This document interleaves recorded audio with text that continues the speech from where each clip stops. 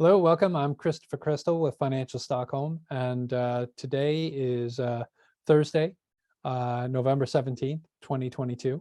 And what we're seeing in the Swedish press today is a continued discussion about the environment and our climate goals, and that's between the parties. We had a lot of discussion in the parliament about not being able to meet our goals or whether we should continue with them or how we would continue with them. This is at the conclusion of the COP27. And it's also at the conclusion of the G20. So the climate is, of course, in focus and what the policies would be here in Sweden. That's the bulk of the discussion within the Swedish press. The other part of it is the Ukraine and what's happened with these missiles. We're still sending them 300 billion Swedish kroner, roughly 300 million euros of equipment for to show our commitment to the Ukraine and the effort to end the war or to help them fight against the Russians in this war. And so, which really would be part of why they couldn't meet the climate goals, if you think about it, because by sending these weapons, we are going to contribute to an environmental disaster. And what's going on in Ukraine is an environmental disaster. However, this is never discussed as part of the discussion. So we'll see how that goes. We also see no real developments about our energy network or our power network.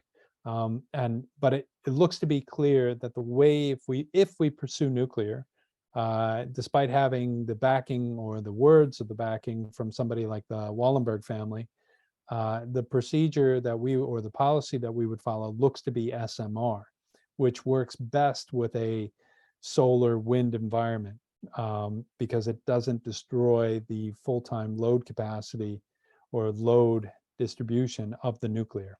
So the economics of how it works out within the renewables and zero carbon free emission standards is not clear for many people. But if you have this intermittent rate coming in, which has been subsidized and selling at a lower price than the load time or the cost from the nuclear, you destroy the nuclear economy.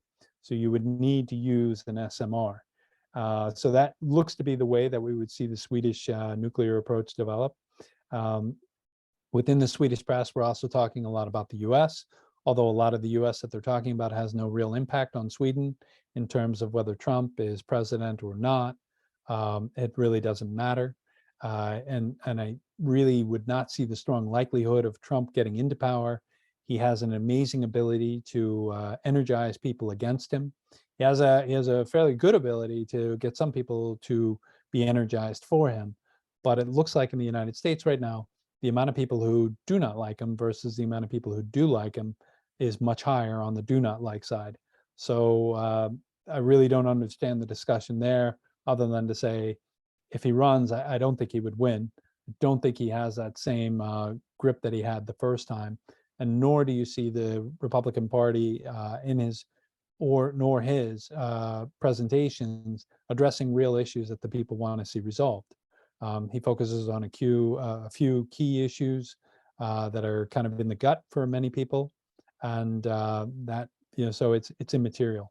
But the discussion also goes on the United States about NATO and the trustworthiness of the information coming out of Ukraine. And you have Swedish articles discussing that.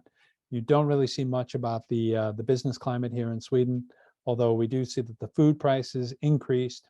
And while we have something like 17% increase in food prices, we still saw a lower inflation. And you see many people coming out saying, hey, there's going to be lower inflation. It's already happening. I don't know that that's going to happen because we haven't seen the key issues around the food inflation being resolved. So the conditions there, they still look far from rosy. And while we may not see 11% inflation, and we saw the decrease down to 7.7, it's largely tied to the energy cost. But if you remember, the energy cost came down in price, but it's still much higher than it was the year before. So even though you see less in consumption, you therefore see less in the income or the revenue for the energy cost. That's not really a decrease in inflation, because if you went back to your previous level, you would still be paying much more. So it's a decreased consumption, which is part of the EU goal that the EU should lower its consumption by 10%. And so when you have people going bankrupt and when you have consumers spending less, we'll see how much of the 10% wants to be applied. Because remember, every economy that has gotten rich has increased their energy consumption. And as we're decreasing our energy consumption, we're decreasing our economy.